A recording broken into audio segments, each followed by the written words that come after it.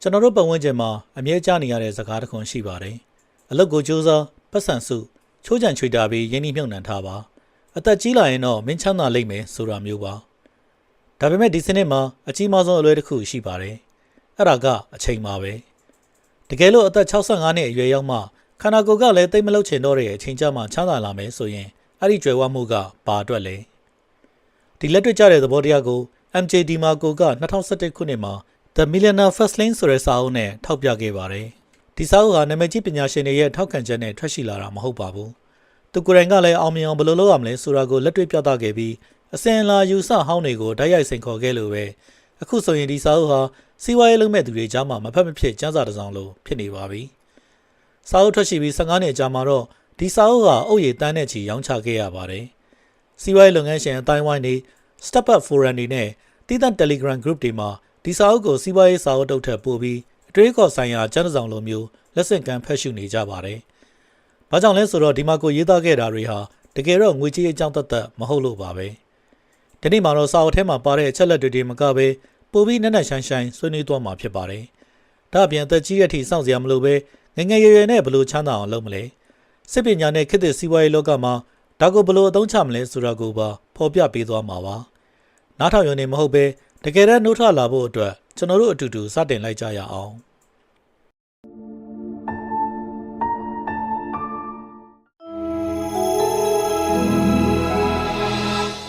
MJ DiMarco ဟာချီကာဂိုကအခြေခံလူဒန်းစားမိသားစုမှာကြီးပြင်းခဲ့သူပါ။သူ့မိကတကူတော်ရုန်းကန်ကျွေးမွေးခဲ့ရတာမို့ငွေနဲ့ပတ်သက်ရင်ဘဝကိုဘယ်လိုတိဆောက်ရမလဲဆိုတာထက်ဘယ်လိုရှင်သန်ရမလဲဆိုတာကိုပဲသင်ယူခဲ့ရပါတယ်။ DiMarcoလည်းဘဝကခက်တယ်ပတ်စံကရှားတယ်ရတာနဲ့ပဲအဆင်ပြေအောင်နေရမယ်ဆိုတဲ့အယူအဆကိုလက်ခံပြီးကြီးပြင်းလာခဲ့ပေမဲ့ဆယ်ကျော်သက်အရွယ်တစ်နေ့မှာတော့သူ့အတွေးတွေကိုရိုက်ချိုးလိုက်တဲ့ဖြစ်ရပ်တစ်ခုကိုကြုံခဲ့ရပါတယ်။လမ်းဘေးမှာရပ်နေတော့Lamborghini Countach ကားလမ်းစားကြီးပေါ်ကဆင်းလာတဲ့သူဟာဝတ်စုံပြည့်တဲ့လူကုန်တန်းတယောက်မဟုတ်ပဲတာမန်သူတယောက်ဖြစ်နေတာပါပဲ။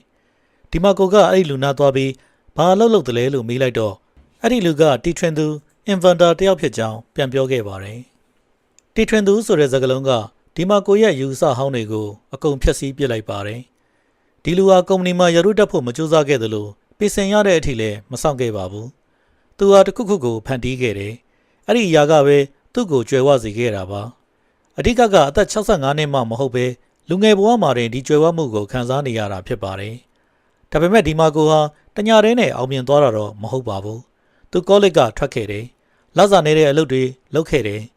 အင်တာနက်လုပ်ငန်းတွေစတင်တည်ထောင်ခဲ့ပေမဲ့ကြာရှုံးခဲ့ပါတယ်။ကားဆုပ်စီးပြီးဈေးပေါ်တဲ့အစားအစာတွေနဲ့နှစ်ပေါင်းများစွာရုန်းကန်ခဲ့ရတာပါ။အမွေရစရာမရှိတဲ့လူတစ်ယောက်အတွက်တကယ်ချမ်းသာဖို့ဘာလိုအပ်တယ်လဲဆိုတာကိုသူအချိန်ချင်းရှာဖွေခဲ့ပါတယ်။နောက်ဆုံးမှာတော့နှစ်ပေါင်းများစွာအချိန်ယူပြီး Limos.com ဆိုတဲ့လီမိုဇင်းငှားရမ်းမှုချိတ်ဆက်ပေးတဲ့ဝန်ဆောင်မှုကိုတည်ဆောက်ပြီးအောင်မြင်မှုရခဲ့ပါတယ်။သူအားဒီလုပ်ငန်းကိုဘဝတစ်ခုလုံးကိုပြောင်းလဲစေနိုင်မဲ့ငွေပမာဏနဲ့ရောင်းချလိုက်တဲ့အချိန်မှာအသက်30အစောပိုင်းပဲရှိပါသေးတယ်။ DiMarcoကိုသူများနဲ့ကွဲပြားသွားစေတာကသူ့မှာချမ်းသာကြွယ်ဝမှုတည်ဆောက်ပုံနဲ့ပတ်သက်တဲ့ခြားနားတဲ့စီမင်းစည်းကမ်းမူပေါင်း framework ရှိနေလို့ပါပဲ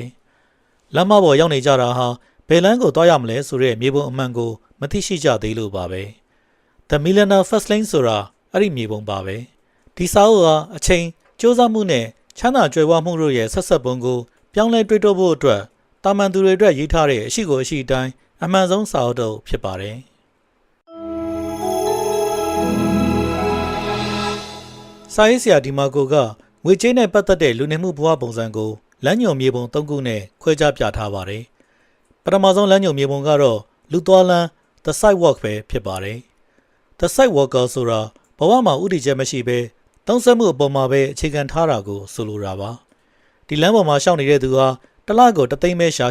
10သိန်းပဲရှာအရေးမကြီးပါဘူး။သူတို့ရဲ့ထူးခြားချက်ကရှာသမျှအကုန်သုံးတယ်။တခါတလေရှာတာထက်တောင်ပိုသုံးတတ်ကြတာပါပဲ။ဝင်ငွေတိုးလာရင်သုံးစွဲမှုကလည်းလိုက်တိုးလာပါတယ်။သူတို့အတွက်ကအခုဆိုတဲ့အချိန်ပဲရှိပါတယ်။နောက်ထပ်ဝယ်မဲ့ပစ္စည်းနောက်ထပ်သွားမဲ့ခရီးဒါတွေကပဲသူတို့ရဲ့အာရုံစိုက်ရာတွေဖြစ်နေတတ်ပါတယ်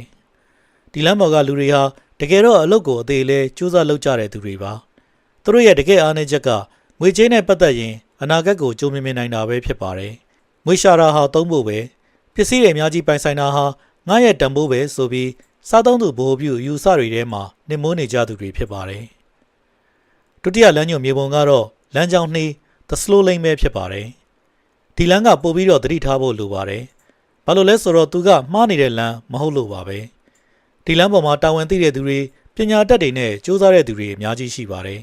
သူတို့ကကြောင်းတက်မယ်ဘွဲရမယ်နာမည်ကြီးကုမ္ပဏီမှာအလုပ်ဝင်မယ်ပြီးရင်ဝင်ငွေရဲ့15%ကိုစုမယ်ပင်စင်အတွက်ငွေထည့်မယ်ကောင်းအောင်ပဲစီးပြီးချိုးချံချွေတာမယ်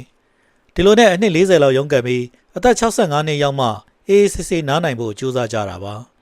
ဒီနီလန်ကမဖြစ်နိုင်တာတော့မဟုတ်ပါဘူးဒါပေမဲ့ကိုယ်တိုင်မထိချုပ်နိုင်တဲ့အချက်လက်တွေ variables ပေါ်မှာအခြေခံထားတာကပြဿနာပါ